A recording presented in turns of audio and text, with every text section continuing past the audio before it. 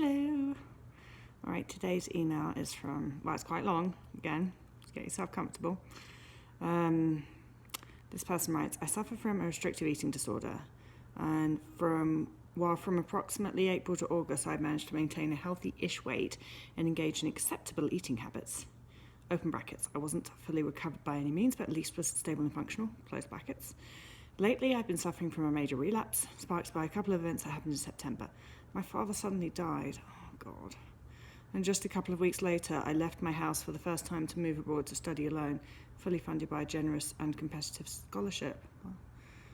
The grief, the shock, the anxiety and the stress were just too much, and predictably right from the moment I stepped out the airplane, I started massively restricting again and over-exercising.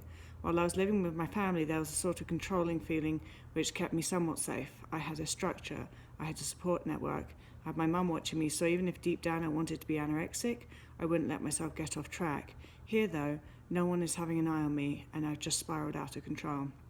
I've lost weight, I'm underweight again, dropping pounds by the day. As much as I rationally know it's wrong, I'm happy about it, if you know what I mean. Sadly, I do. I heavily restrict for some days, and then my body can't tolerate it anymore, so I have a massive binge frenzy where I just cram food into my mouth, and then I freak out and restrict again. I also started vomiting, which is completely new for me. I went to the dietitian in September, right before leaving, and when he asked me if I'd ever vomited to purge, I proudly and loudly replied no, and I will never do that. And it was true. No matter how hard I was abusing my body and engaging unhealthy behaviour, vomiting was just something I thought I'd never given myself the option to do. Yet here I am, extremely concerned about how fast it has turned into a habit in a neural pathway. I know this is extremely dangerous, you're right there. But whenever the brain fog dissipates and I think about how I should really stop this crap and eat more, that eating disorder voice comes up and reminds me of how my father died as a consequence of his behaviours. So my father died of obesity, but, well, I'm not sure if that's... It must have been something. Anyway, so what's going to happen to me if I let myself go? It's sad and cruel, yet so vivid, because I literally watched him die, and it haunts me to this day. I am unable to study and do anything productive. The quality of my sleep is terrible. I am losing hair and feel colder than ever before. My mind is consumed with relentless thoughts about food. All in all, I know I need urgent help. I want to go home and feel safer and make use of that support network to be able to have a structure. I could even possibly tolerate joining an inpatient program, even if as an adult male it would be loaded with incredible shame. Problem is, I can't go home now for several reasons, and I won't explain because they are long.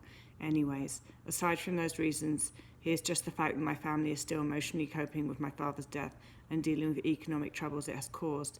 So me going home as a relapsing anorexic would feel like adding an extra layer of chaos that no one needs right now, and it would make me feel unbearably guilty. At least now, with my scholarship, I'm able to live alone without having to ask for money. I could find help here. I can't afford private help, and my university doesn't offer any sort of free therapy, at least not for foreigners who don't speak the language well enough. I think you speak the language really well. If English is not your first language, you're speaking it really well. Anyway, at the same time, or at least you're writing it well, at the same time, I do not feel I'm able to do it on my own. I know what I have to do, I really know it, but it's just so difficult to do it alone. Do you have any advice on how to deal with this mess? Well, first of all, I'm so sorry about your dad.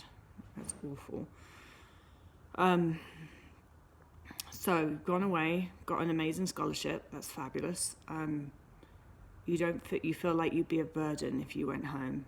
Okay, here's your reality. If you carry on the way that you are, the scholarship's going away anyway. You're not going to be able to.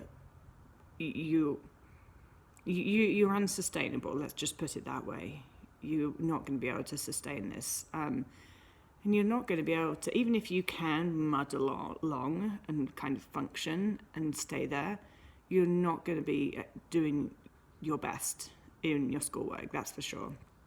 So, in a sense, at the very least, you're going to be doing yourself a disservice. And at the worst, you're going to end up being kicked out of school. So it's likely that you would end up going home either way. My advice would be to, now that you do it so that you're making the choice, not so that you're being kicked out. Because if you do it so that you're making the choice, you can plan around it. You can inform people. You can say that you have a healthcare problem that you need to take care of. You can plan, taking some months out, what do they call it? A term. God, I haven't been to school for a long time. You could plan taking terms out, a year out, whatever you need. I know that you don't want to be a burden to people, but you're going to be even more of a burden if you continue to get into more of a mess. And you say that you know what you have to do, and I really love that you have identified that you can't do it on your own, because that's fine. The biggest part of this problem for many of us in recovery is starting to understand what we really need. If it's not happening, if you know what you need to do, eat more and rest, and yeah, it's simple, but if it's not happening, you have to be responsible and take steps to make it happen. You are responsible for your recovery, and that includes, if it's not happening when you're alone, that responsibility includes that you have to sort it out and get yourself support if it's not happening when you're alone. You've identified that, you know that, your only option is to seek support. And you sound like a really smart guy, so that is your mission right now. How am I going to support myself to recover? You'll work it out. Sounds to me like you want to go home. But your brain's created this barrier of, I'm going to be a burden if I go home. And our brains do this when we want to go into recovery, or when we're in recovery. It's the fear of recovering.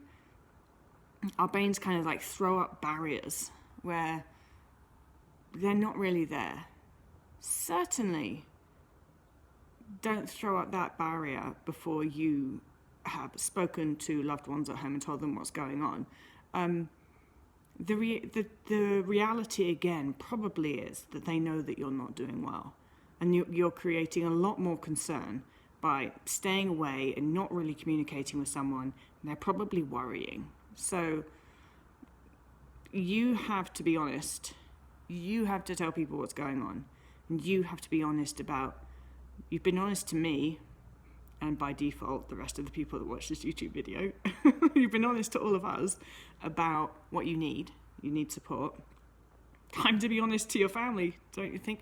It's so much easier to be honest to complete strangers, isn't it? You know why that is? It's because there's no threat. If you're honest to complete strangers, all they can do is kind of, give advice without actually the threat of them making you follow through with it. When you're honest with friends and family and loved ones, it's like those people are there. They can help you follow through. So it's much more of a threat to be honest with those people. And that sounds like exactly what you need to do. And another thing, remember, especially orthorexia, which just about every person with anorexia I've ever met has, your brain's going to throw up and grab hold of all of these reasons why gaining weight is not healthy and eating without restriction is not healthy for you. And your brain is going to use whatever happened to your dad as a threat. That's unproductive. Your situation is that you have anorexia. I don't know what your dad's health situation was. He could have had multiple things going on that we don't know about. Bodies are very complex. They don't just self-destruct for no reason, though. So whatever happened to your dad, which is tragic, that's not you. That's not your deal. Your deal is that you have a restrictive eating disorder. Your deal is that your body is starving. So let's not allow thoughts of what ifs in the future. What ifs I gain a load of weight? What ifs I have, all of this stuff. It's not true. It's not your truth right now. Your truth is that you are starving. So base your actions on your truth, not on what happened to someone else. And all of our brains do this when we have an eating disorder. It's like you've got this fear. There's this fear of weight gain. And so your brain is going to clutch at anything it can throw up as an obstacle, as a reason not to gain weight. It's going to do that. You have to become really wise to that and not allow those unproductive stories to stop you reacting to what your truth is right now in this situation. which is that you need to eat a lot more food, gain weight and rest, stop purging, and all of those behaviors. That's your truth right now.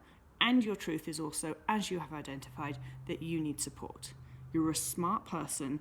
Go and get it. And don't allow the what ifs and the anxieties and the I'm a burden and all of those worries that your brain is throwing up as obstacles and barriers to your recovery to get in your way of doing what you need to do. Thanks for writing. I hope that helps.